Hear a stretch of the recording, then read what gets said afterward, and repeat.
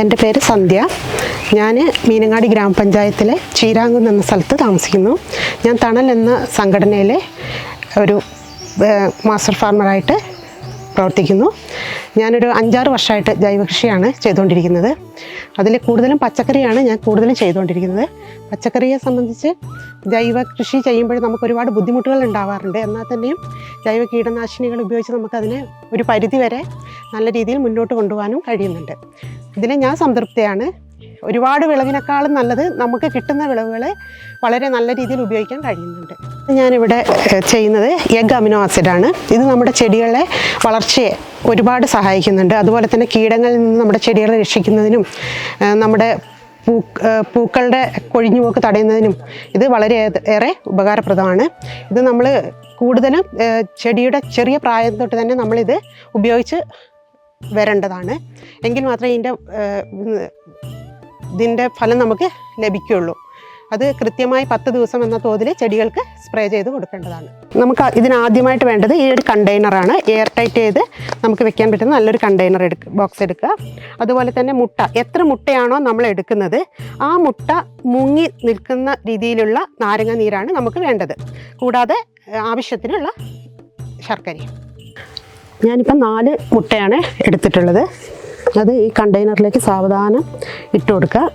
ഇത് മുങ്ങുന്നതിനാവശ്യമായ നാരങ്ങ നീര് ഏകദേശം ഇത് 1 കിലോയോളം നാരങ്ങ നീരാണ്. ഇത് സാവധാനം നമ്മൾ ഈ കണ്ടെയ്നറിലേക്ക് ഒഴിച്ചു കൊടുക്കുക.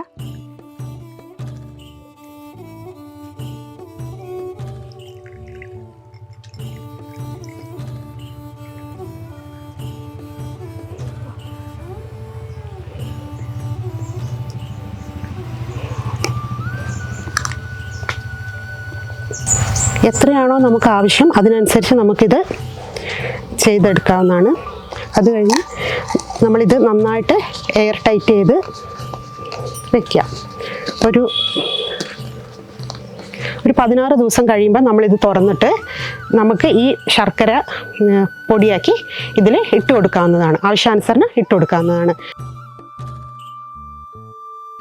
ഇനി ഇത് നമുക്ക് ഓപ്പൺ ചെയ്യാം. ഏകദേശം ഈ ഒരു രീതിയിലേക്ക് ആയിട്ടുണ്ട്. ഇനി നമുക്ക് പതുക്കെ ഇതിനൊന്ന് പൊട്ടിച്ചു കൊടുക്കാം.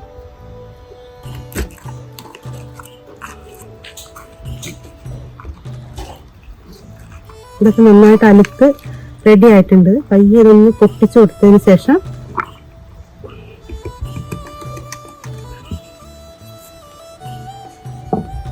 ഈ ഒരു ബോട്ടിൽ നമുക്ക് ഇത് നിറയെ ആയതുകൊണ്ട് തന്നെ നമുക്ക് ഈ ഒരു ബോട്ടിൽ മാറ്റിയിട്ട് വേറൊരു ബോട്ടിലേക്ക് നമുക്കിത് ഒഴിച്ചു കൊടുക്കാം.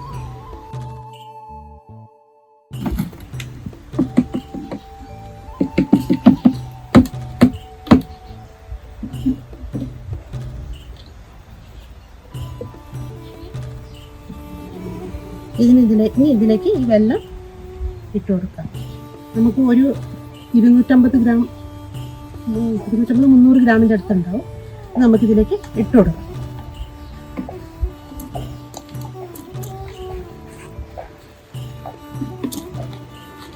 പൊടിച്ച് ചേർത്താൽ മതി.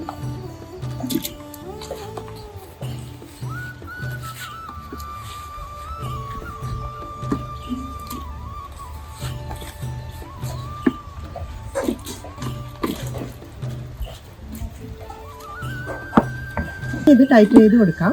ഇത് ഇന്നത്തേക്ക് 16 ദിവസമായി. അതിനുശേഷം നമ്മൾ അടുത്ത 1.5 ദിവസങ്ങളിൽ ഇതിനെ ഇളക്കി കൊടുക്കണം.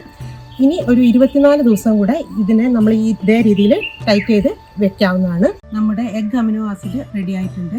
ഇന്നത്തേക്ക് 41 ദിവസമായി. ഇനി ഇത് നമ്മൾ അരിച്ച് ഒരു ബോട്ടിലേക്ക് വെച്ച് അടച്ച് സൂക്ഷിക്കാം. ആവശ്യത്തിന് നമുക്ക് ചെടികൾക്ക് ഇത് ഉപയോഗിക്കാവുന്നതാണ്. നമ്മുടെ എഗ് അമിനോ ആസിഡ് അരിച്ചെടുത്ത് റെഡി ആയിട്ടുണ്ട്. ഇനി ഇത് നമുക്ക് 3 മില്ലി 1 ലിറ്റർ വെള്ളത്തിൽ കലക്കി സ്പ്രേ ചെയ്യാവുന്നതാണ്. ഇത് ചെടികളുടെ വളർച്ചയെ ത്വരിതപ്പെടുത്തും. അതുപോലെ തന്നെ പൂക്കൾ നന്നായി പൂക്കാനും കായ്ക്കാനും ഒക്കെ ഇത് വളരെയേറെ സഹായിക്കും.